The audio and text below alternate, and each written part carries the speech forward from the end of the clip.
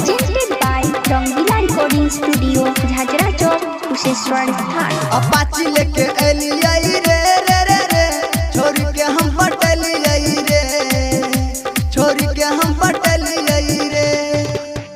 Apache लेके एलिया रे रे रे रे छोरी के हम पटलिया रे। मेला में हम घूमलिया रे सतमी के राते उ छोरी के साथे रे चोनी नथी जा खिललिया रे रे रे रे। अपाची लेके एलिया रे रे रे रे की छोरी के पटलिया रे की मेला में घूमलिया रे। मिक्स बाय रामन अलबेला कंचन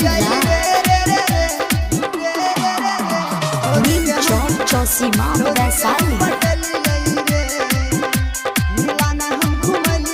किनके दुकान से प्रसाद हम ले लियो मैया के हम चढ़लियो गे।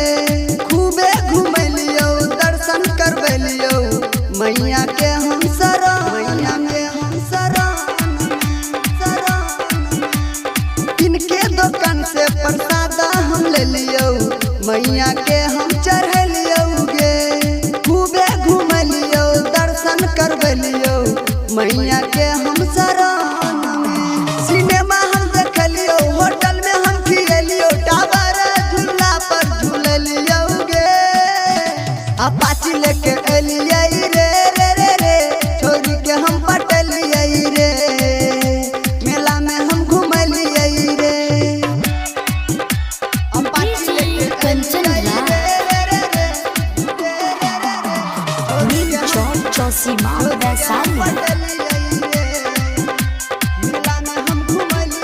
गायक अमरजीत गाबै छे भैया मैया के भजन रे।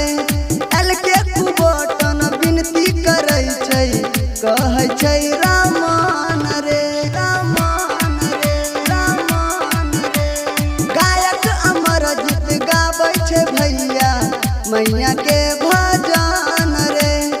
एलके कुबटन विनती करै छै कहै छै रामन रे।